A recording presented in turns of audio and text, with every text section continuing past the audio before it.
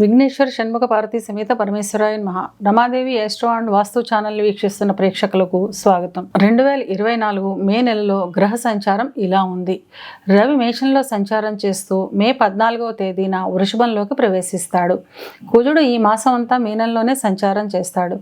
బుధుడు మీనంలో సంచారం చేస్తూ మే 10వ తేదీన మేషంలోకి ప్రవేశించి 20 రోజులు అక్కడే సంచారం చేసి మే 30వ తేదీన వృషభంలోకి ప్రవేశిస్తాడు. గత సంవత్సరంగా మేషంలో సంచరిస్తున్న గురువు మే 1వ తారీఖున వృషభంలోకి ప్రవేశిస్తాడు. శుక్రుడు మేషంలో సంచారం చేస్తూ మే 18వ తేదీన వృషభంలోకి ప్రవేశిస్తాడు. శని తన స్వక్షేత్రమైన కుంభంలో సంచారం చేస్తున్నాడు. రాహువు మీనంలోను, కేతువు కన్యలోను సంచారం చేస్తున్నారు. ఈ గ్రహస్థితిని ఆధారంగా చేసుకుని కుంభరాశి వారికి మే నెల మాస ఫలితాలు ఎలా ఉన్నాయి, చిన్న చిన్న పరిహారాలు ఏం చేసుకోవాలో చూద్దాం. ధనిష్ట 3-4 పాదాలు, శతభిషం 1-2-3-4 పాదాలు, పూర్వభాద్ర 1-2-3 పాదాలు కలిపి కుంభరాశిలో ఉంటాయి. కుంభరాశికి అధిపతి శని. కుంభరాశి వారికి ఈ మాసంలో మిశ్రమ ఫలితాలు ఉంటాయి. ఇళ్ళు, స్థలాలు వంటి స్థిరాస్తులను కొనుగోలు చేస్తారు. నూతన వ్యాపారాలు, నూతన పనులు ప్రారంభించడం కన్నా చేస్తున్న వృత్తి వ్యాపారాల్లోనే అధికమైన లాభాలు గడించే అవకాశం ఉంటుంది. విద్యార్థులకు ఈ మాసం అంతా అనుకూలంగానే ఉంటుంది. విద్యార్థులకు ముఖ్యంగా ఈ మాసంలో స్నేహితుల వల్ల ఇబ్బంది కలిగే అవకాశం ఉన్నందున స్నేహితులతో జాగ్రత్తగా ఉండడం చాలా అవసరం. విద్యార్థులు కొంచెం కష్టపడి చదివితేనే తప్ప మంచి ఫలితాలను సాధించలేరు. విదేశాలకు వెళ్ళే విద్యార్థులకు చాలా అనుకూలంగా ఉంటుంది. వివాహ ప్రయత్నాలు చేసేవారికి ఈ మాసాంతంలో అనుకూలంగా ఉంటుంది. ఉద్యోగ ప్రయత్నాలు చేసేవారికి ఈ మాసం వాయిదా పడే అవకాశం ఉంది. ఉద్యోగంలో బదిలీలు కావాలి, ఉద్యోగంలో మార్పు కావాలి అనుకునేవారు ఈ మాసం వాయిదా వేసుకోవడం మంచిది.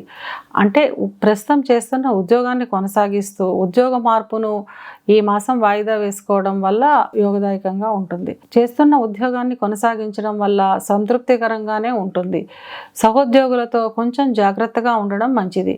ఇక వ్యాపారస్తుల విషయానికి వస్తే కొత్త వ్యాపారాలు ప్రారంభించాలి అనుకునేవారు ఈ మాసం వాయిదా వేసుకోవడం మంచిది. చేస్తున్న వ్యాపారంలోనే లాభాలు అధికంగా ఉంటాయి. వివాహ ప్రయత్నాలు చేసేవారికి ఈ మాసాంతంలో అనుకూలంగా ఉంటుంది. వివాహం అయిన వారికి కుటుంబంలో చిన్న చిన్న గొడవలు ఏర్పడే అవకాశాలు ఉంటాయి. మొదటి 2 వారాలు జీవిత భాగస్వామితో చిన్న చిన్న గొడవలు వచ్చే అవకాశం ఉన్నందున మాటను కొంచెం అదుపులో ఉంచుకోవడం మంచిది. 2వ వారం తర్వాత అంతా సానుకూలంగానే ఉంటుంది. ఈ మాసంలో వాహనాలు, స్థలాలు వంటివి అమ్మకాల కంటే కొనుగోళ్లు లాభదాయకంగా ఉంటాయి.